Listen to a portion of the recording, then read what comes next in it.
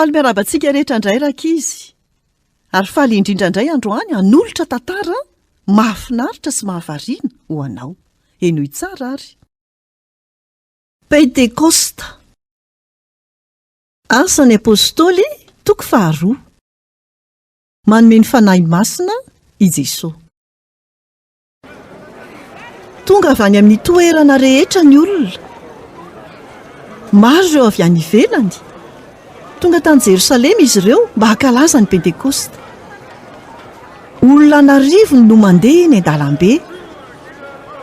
Tamin'io andro io dia nivory tao amin'ny trano iray ny mpianatra Jesosy Tompo mba hiara-mivavaka. Tampoka teo dia narevi feo ny rivotra mahery izy ireo. Tsikaritry ny olona avy any ivelany ihany koa izany feo izany. Mety ho inona ary izany? Nisy zavatra hafahafa ny tranga.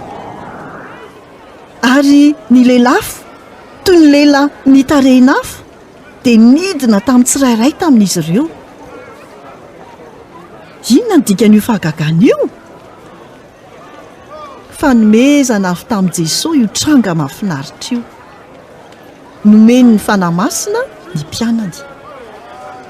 Tsy nanadino ny namany izy. Amin'ny alalan'ny fanahy masina dia miaraka amin'ny mpianatra mandrakariva i Jesosy. Izy no mpampiona sy mpanolontsaina izay miaraka amintsika.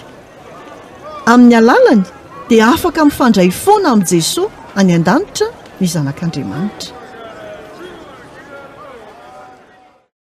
Mitanatana vava tsy nahateny ny olona teo anoloan'ny trano. Inona ny dikan'izany? Feno fifaliana ireo mpianatra ka lasa niresaka tamin'ny vahoaka momba an'i Jesosy.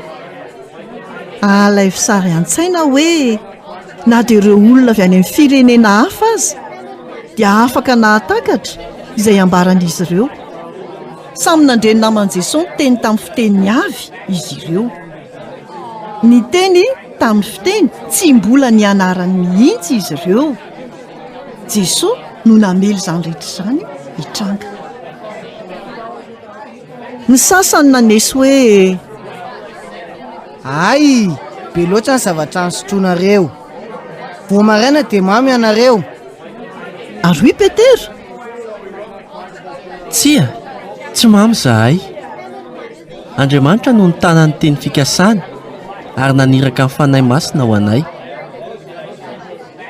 nanohy ny resaka momba an'i Jesosy tamin'ny herim-po sy fahasahiana izy.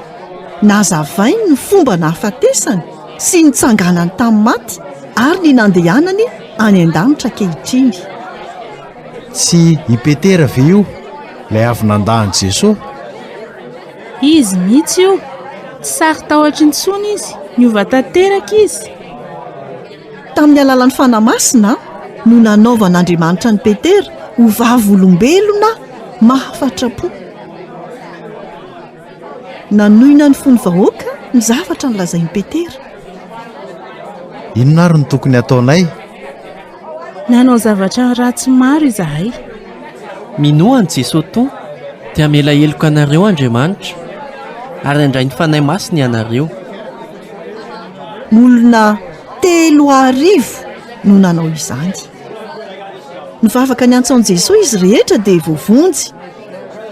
Tao aorian'io fankalazana ny Pentekosta io dia nanana fifaliana vaovao ireo mpianatra.